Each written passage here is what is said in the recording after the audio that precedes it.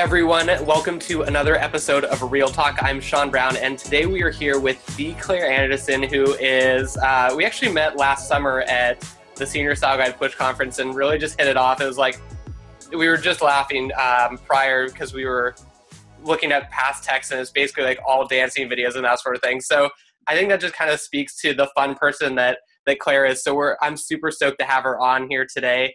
So first off, welcome to Real Talk. Hey guys. So give a little bit of background for people about kind of where you started with photography, kind of where your business first started, and just like a little bit about yourself in general. Okay, well, I'm born and raised Dallas, Texas girl. Go Cowboys. I launched my business there. Actually, started kind of backwards. So I actually started doing graphic design and photo editing first. I've always just kind of like been drawn to that. So I started just looking for a side job, and I started editing wedding photos for a wedding photographer. And one day I was just editing, and I was like, well, I know how to do half of it. Like, how hard can it be to, pick up a camera and do a wedding? So I ordered one online, and I told the wedding photographer, and she was like, oh, great, you can come second shoot this wedding with me this weekend. And I'm like, oh my God, I've never held a camera in my life, but okay. So that's pretty much like how I got started. As soon as I picked it up, it was like love at first sight, literally. I knew that was going to be my career. So I started out with a Canon Rebel, and until I got to the point where it was holding me back, I would only be able to go up to like ISO 800, and I was like, well, I have to make a choice. Like, do I just go up one, or do I go and just like go all in? So I ended up getting a Mark II, and it was like the biggest investment because I hadn't, I just kind of started my path, but I knew that that's what I was going to be doing. So I kind of did it on the side. I did like families and newborns and kids and like all my friends. And then then I stopped doing weddings because it's too much work. Yeah. I was like, I can't do this. So I praise the people that do, but too much stress for me. And I really loved like the kind of more like intimate setting, like being one-on-one, like with somebody else, and kind of being able to like coach them and really evoke the emotion. So that's really what I was drawn to with photography, is like the people part side of it. So I was like, no, I just want to do portraits. So that's when I did I specialized in everything pretty much, which is not a specialty, but then I ended up doing my little sister's senior pictures. And this is like 2012. Yeah, it's probably like 4 or 5 years ago for you now. Yeah. A long time. So it's totally changed and just like exploded since then. But I was like, wow, I really I loved it. And I was like, you know what? I just want to do seniors. Like, I just want to specialize in one thing. And it was so scary. And I was like, oh my God, like I'm going to, just freaking out, thinking like, what am I going to do? Like, I don't even have a whole like senior, clientele yet. So I was literally turning people away, and it was the scariest thing ever, but it ended up being like the best decision that I could make for me and my business. I got to the point where I had over 50 people on a wait list, literally. And at the time, it's like, that was like, I mean, it still would be crazy now, I don't know, but it was absolutely like insane to me. And then I found out that my husband was getting transferred to LA.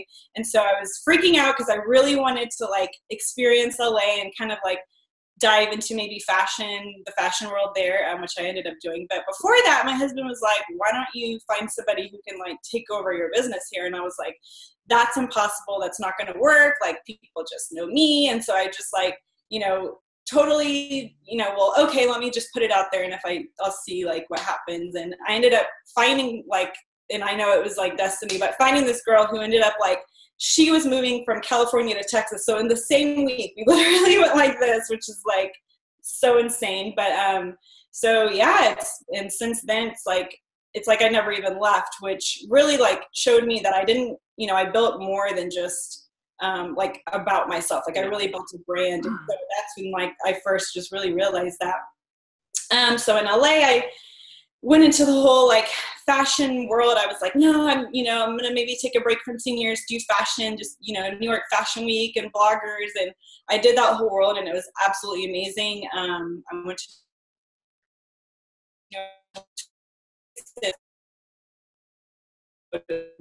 Marie Claire, eat online, like total like pinch me moments. It was absolutely insane.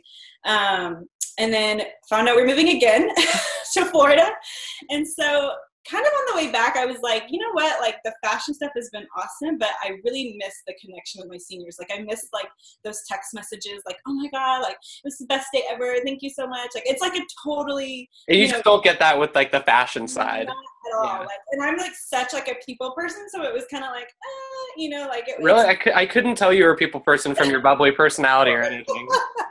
I mean, I'm like, I don't know. So to me, it's like more than just photography. Like I genuinely love like the connection, like with my seniors and, you know, making them feel beautiful. Like I feel like that is my like calling in life. So when I moved back here, I was like, I'm going to, you know, do seniors again. So, but it was a great experience because I wanted to kind of marry the two worlds of like a little bit like more kind of fashion editorial, like with the senior portraits. And so that's kind of like how I've kind of molded it all together. I actually have another brand I shoot under, Clara Anderson Photography, with that here. And then it still allows me to do kind of like the occasional like commercial work or fashion work if I want to do that.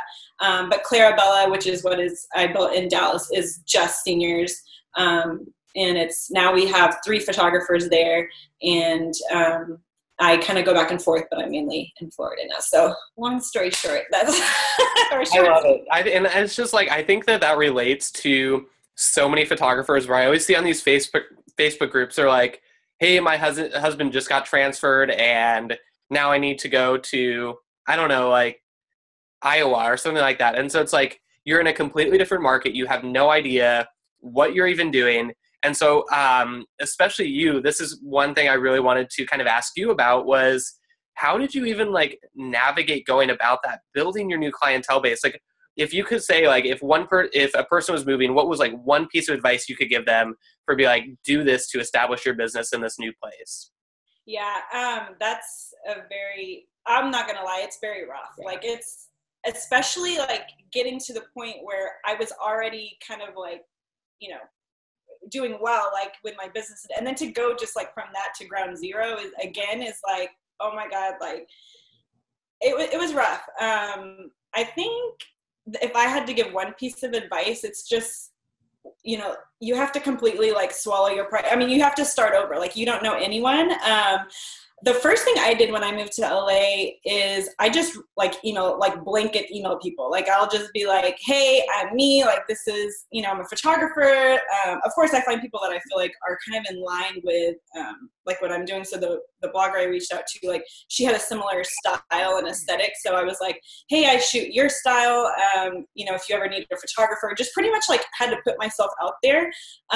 One thing I learned early on, too, because my husband is like a total left side of the business, so he would kind of like help me out. He's like, well, you can either like spend marketing dollars or you can like spend your time as marketing dollars. So I had to like strategically utilize my time for marketing. So if it was like, hey, you know, when I moved to Florida, I was like, I'm gonna reach out to boutiques in my area that are targeting the same like group that I'm targeting, and I'm gonna find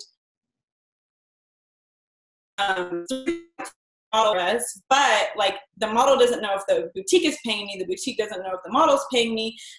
Meanwhile, like that's just getting exposure. I think it's like the biggest key to me was just getting involved in the community, especially even like places like LA. Like every city has like these little pockets that you can kind of like you know, dive into. So I did a lot of research on the areas that I wanted to target first. You know, primarily like schools that I knew, you know, that were a little bit more affluent, that could afford, you know, kind of what I was offering. So I literally, I went to one of the schools and I told them about like the Beauty Revive campaign, but it doesn't even have to be through them. You could just make up your own campaign. Like, hey, I'm doing this like great cause. And that really got my foot in the door with this one school. And just recently I wrapped up this busy season, and it was a small little private school. I think they had like maybe 30 girls, but I literally photographed like every girl at that school, but like 2. And I'm like, that's, you know, that was just like, it was great because it was my exact ideal client. And I didn't have to like go and like, because I mean, we're not targeting everybody. Like everybody's not your client. So you know, like your specific client that you're after. So if you literally go to them, you know, you have to go to them because you can't really market to these girls. Like it has to be more of like, so literally like maybe the first girl, it was like I had to like draw her in. But then all the other ones were like, oh, you photographed my friend, like instantly, like in their group because they know you through somebody else. So, and it's like once you get that one girl, then everybody's like, oh, okay, you're so and so. And so I think it's that initial person that's like the really tough one to get. And that was the same thing in LA. Like when I got in with this one blogger, like she opened the door to all these other like, you know, celebrities more higher, you know, because she pretty much like gave me the pass, like, oh yeah, she's good, you know, like not like saying it, but just like by posting my pictures or something. And the same thing with the seniors, like you get in with the one girl, like, oh, you know, give her like the most above and beyond experience, and then all her friends are going to want that too. So yeah, so let's talk a little bit about your blogger experiences, just because you shot. So I didn't know who they were, but I looked them up and I was like, oh wow, okay, they have like a little bit of a following. So what was like your thought when you're like, oh yeah, I want to like get into photographing for bloggers? Like what, and who did you also shoot for people who didn't know or don't know your story about it? Yeah, so it's actually a really funny story. So the blogger I'm referring to is Mariana Hewitt. She has Life with Me. She's now like BFS with Kim Kardashian, which at the time, like she was not. She was kind of just starting out, which was, I think, just like a perfect timing wise, because she literally didn't have like a photographer yet. So I was one of her first photographers, and I was with her for like a year or two. So if you go way back or Google like Clara Bella, like, cause it was when I was still under Clara Bella. So if you Google that, you'll see that those pictures come up. But I don't know. I really just wanted to get like in the fashion world, like,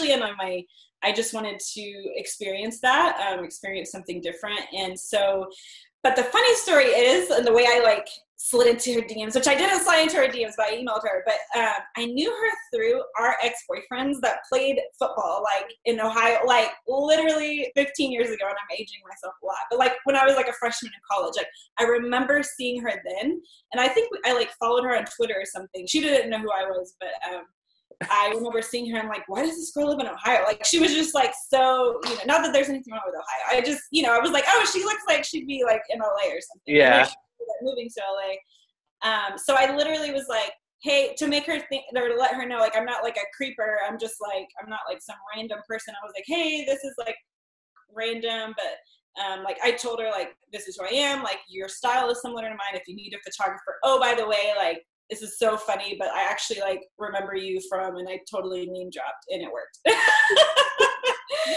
she replied and was like, oh my God. Or she replied and she was like, she didn't even say anything about that. She was just like, are you available tomorrow? And I was like, yep. And it was just like, cancel plans. Like, you, like when you're dealing with that world, you just literally have to make things happen. Like, yep. There's, like, especially in the fashion world, it's like, you know, we need it yesterday.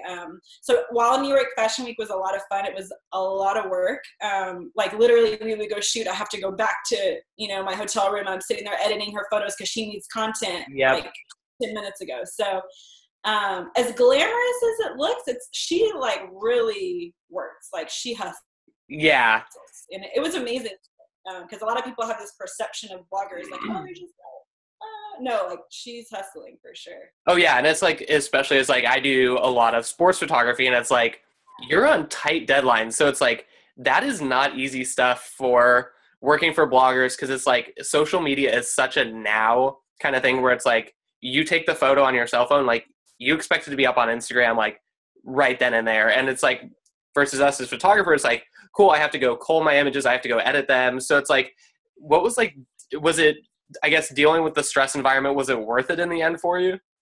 I think it was. I mean, honestly, I have no regrets about anything. Like, I feel like if I wouldn't have done that, I would have regretted it and always wondered, like, oh, what if I didn't ever try that out? Like, that was just, I think that was like my opportunity to try it out. Like, and it was so short-lived. I don't feel like that's a coincidence either. Like, that my husband, literally, we got transferred again, and it was kind of like, okay, that was fun. Like, it was a great experience, like time to move on. Not that it's not for, you know, to some people they may experience. For me, it's also too, like, when you're working with somebody else, like, you let go of that creative control, which I feel like that's kind of like what got us into being photographers in the first place, is the fact that we're able to like create this art. So when you're working in a fashion world, or basically you're being hired by somebody else, like they want you to create something that looks like theirs. So like if she had a certain aesthetic, she would have to edit the photo. So it's like, you know, so it's different. And again, that was just that one experience with her. But like, just in general, like, I think I definitely don't have any regrets. Like, I feel like I was able to take, you know, different pieces of things that I experienced and learned and kind of, you know, marry that into what I do now. Yeah. And I think for like the people watching too, where it's like, they're like, cool, I'm never going to shoot a blogger in my life.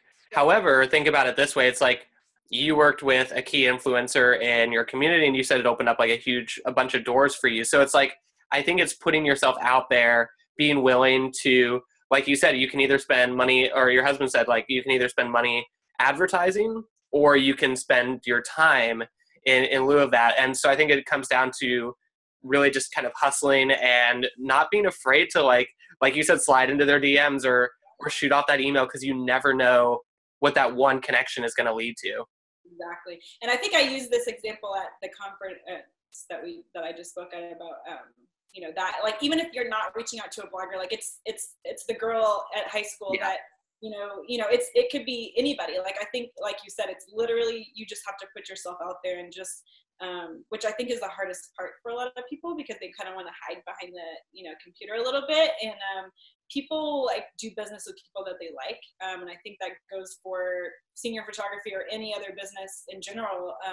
So I feel like you kind of, the more you put yourself out there, the more that, you know, you're going to get a better response. Yeah. And it's like you mentioned like that girl at the high school or whatever. It's like, these kids have like 3,000 followers, and they're all local high school girls for the most part that are following them. So it's like, they are huge influencers in and of themselves, where it's like, they might not have that national presence, but it's like, everybody knows who they are and like in your city. So it's like, use that to your advantage.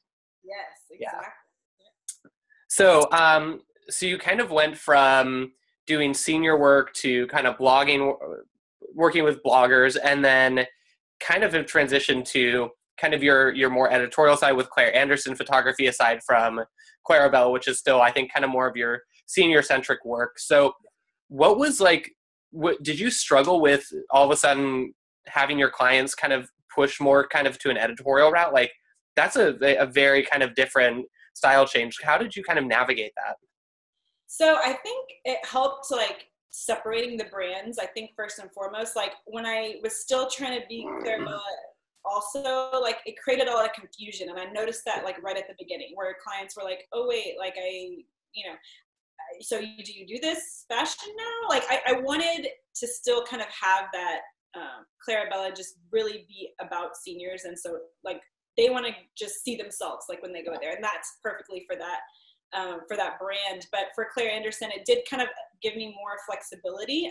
It was hard. So not only did I start over in a new area, but then I started over with a new brand, which made it, I feel like, a little bit even harder, because when you Googled it at first, like, nothing came, you know, it was like, Clara Bella has a lot of, like, you can go back, you know, pages, but with Claire Anderson, it wasn't the same. But so I think you have to put out there what you want to photograph. So I remember when I first started even getting into seniors, I had shot like newborns and engagements and families and whatever.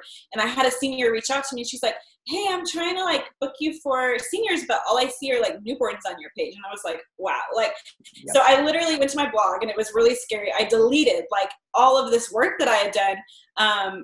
But then, you know, the more I did that, and the more they just want to see themselves. So I feel like the work that I had put out with Clara Anderson Photography wasn't as traditional or not, I don't want to use the word traditional, I don't know what the right word is, but as, like, just senior focus. Like, it had a little bit more of, like, the flair, which I feel like attracts those kind of people, if that makes sense, or those kind of clients.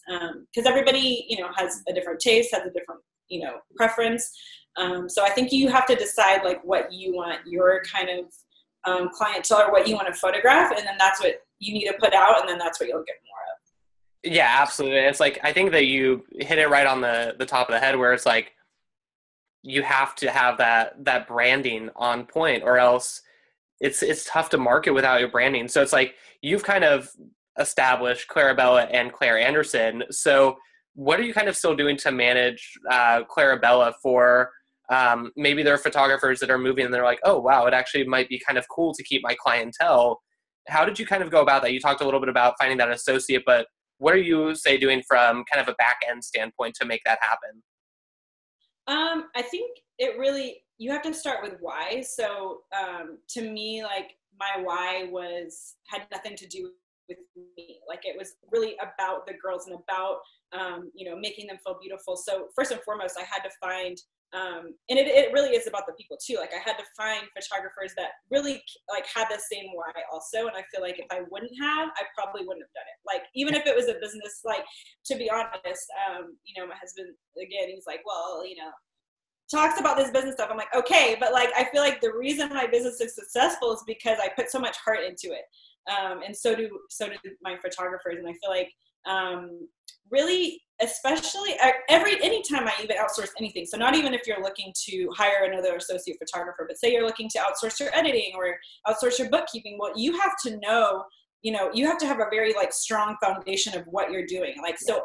I had to streamline everything. So it's like things that I would just automatically do. And maybe I do things out of order, but like when I handed off my business to somebody else, like I had to have it streamlined out. So I had, that was a lot of work for me, but it also like really helped me lay the foundation for the business. So it's not, all over the place or you're doing something else and she's doing something totally different. So I feel like that, having a strong foundation and knowing your why is really like the biggest key if you want to outsource or or monetize anything. So yeah, and I think it comes down to, like you said, streamlining, where it's like as small business owners it's so easy to get jumbled up and jump around from one thing to another. It's like because we don't really have anybody to kind of answer to, so I think kind of that streamlining process is like not just even if you're trying to expand your business, I think it's just like for your sanity, like that's a good thing to do. Yeah. I wish I would have done it sooner, to be honest. But even like, for example, if somebody is like, oh, I need to outsource editing, I feel like that's like the first thing that people are just like kind of inundated by. Because I'm the first one to admit, like when I first started photography, I bought like every action imaginable. Like if I look at my work from like 10 years ago and I'm like, oh my God, this is so bad. But I feel like when I outsource my editing, I'm like, wow, I really like, I have to teach somebody else how I want it to look. So that means I have to decide, and that was like the first like big step in like really setting like that expectation and setting that like the first, I guess, part of the branding experience where I'm like, people know when they come to me, like, this is the kind of photograph that you're going to get. Yeah. So I feel like it really helps with your like you said, like it helps with your business. It helps us not to be like, oh, what about this action? Or what would this look like on my photo? We could get lost all day because we're creatives. So I feel like having that kind of business side, which to me was harder because I'm way more on the right. Yeah. But so it's definitely forced me to, activate the left side too. It's not a bad thing to do both, right? Yeah. And so kind of wrapping up, what is like one piece of advice if you could give or I guess if you could go back to starting your business day one, what's like one piece of advice that you'd give yourself? Ooh, that's so hard. I have so much advice I'd give myself. You're just so enlightened after all these years. Yeah, no, honestly, I feel like a lot of people are really like hard on themselves. Or they and I'm speaking to myself 10 years ago too, like I would look at other photographers or and think like, wow, they're so good, like I could never be like that, or I could never have a business like that. And I feel like all that like negative self-talk like really is pointless, and it's not fair to yourself because you're comparing your beginning to somebody else's like middle or towards after they've had it all figured out. And I feel like if you can like just give yourself like literal pep talks and just, I don't know, like I'm really big on like on this whole like self-love, like all this stuff, but really like especially because it can get lonely as photographers, like we're kind of like by ourselves a lot, so I feel like just focusing on your why, like, and why you're doing what you're doing. Not really paying attention or not paying attention at all. Like there was a point where I was like, I can't even like follow anybody else. Like I just need to focus on who my client is and what I can offer them. If you just focus on like your client, your business, I feel like that's what really, is going to catapult you to the next level. And just, stop with the comparison and just, Yeah, I think it comes down to like, it's just like believe in yourself. Like if you don't believe in yourself, nobody else is going to either. Yeah. So I am going to say I'm a little disappointed that your little Pomeranian didn't join us for. Oh my gosh, she's right here. Wait. I was about to say, Claire has this Pomeranian with her all the time on her Instagram stories. And it's just like, you always see this Claire with her little dog. So I'm super pumped that he's here actually. Yeah, she's like the dog version of me. She's such a princess. She sits with her arms crossed. So I'm so glad she made a little special guest visit. But well, awesome. We'll wrap up. So I'm going to give you a second to think about it. So I'll kind of like give you an idea for the question I want you to ask the audience. Claire and like 4 or 5 other photographers during the Push conference were literally all sitting around on our phones taking this personality quiz because Claire is so into, I think it's the Myers-Briggs personality test, and it's like, what are you, INFJ or something? Oh my God, you're so good. Yeah, and I think I'm ENFP or something like that. So it's like, it's all these letters, but they coordinate it with like kind of your personality traits. And so I'm almost like certain that now that I mentioned this, Claire's going to be like, go take the personality test and like leave your personality below. But I'll give a question. You can ask the audience a question to answer down in the comments below. It literally can be anything, photography, life related, that sort of thing. But in the meantime, thank you guys for joining us for Real Talk. If you guys are new, make sure to hit the subscribe button down below on YouTube. That way you can keep up to date with all of the future guests that we're going to have on. We have, good point down below. With all the future guests down below.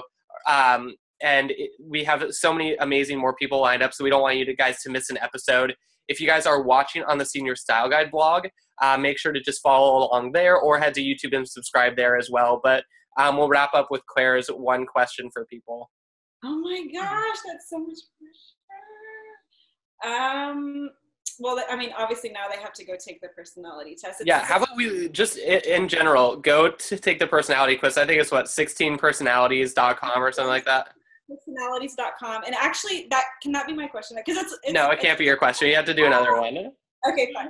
But I found it ironic because they had some like total percentage of photographers, and like the majority were INFJ, which is funny. Wow. INFJ is the most rare personality. Like it's only 1% of the population. That's so weird. Because it's either like, I feel like there are a lot of ENFPs as photographers too, though. I think it's better to be like, I mean, it's introvert, which is crazy. So I feel like the E would kind of like put you out there a little bit more. But they said that because a lot of INFJs, like we like to kind of be behind the computer and kind of like do our own thing. But, okay, I have a question. It's probably really generic. But I would love to know, why did you specialize in seniors? Or why do you photograph seniors if you don't specialize? I love to hear people's response. And nobody's asked that yet either. So, awesome. Well, thank you so much. Where can people find you on Instagram or your website if they want to kind of check out your work and follow along if they don't already, which you guys should, because Clara is amazing. So. So you can follow me on Instagram at Claire Anderson Photo, on Facebook, facebook.com/Claire Anderson Photo. My Texas photographers are at Clara Bella Seniors, and then we have clarabellaphoto.com and claireandersonphoto.com. Awesome. And we'll be sure to link that up in the description box below. So we'll do that for you too. But thank you guys. Thank you so much for taking a little time out of your morning or afternoon, whatever time it is in Florida to come on. But I love hearing your story. I think you're one of those people that I think more people should know about, just because on a personal level, just because it's like, you always see your work on Instagram, but it's like once you finally kind of meet you, it's like, that's why I was like, oh yeah, Claire's like a cool person. So thank you for coming on. Thanks for having me. Awesome. Well, until the next episode of Real Talk, we'll see you guys later.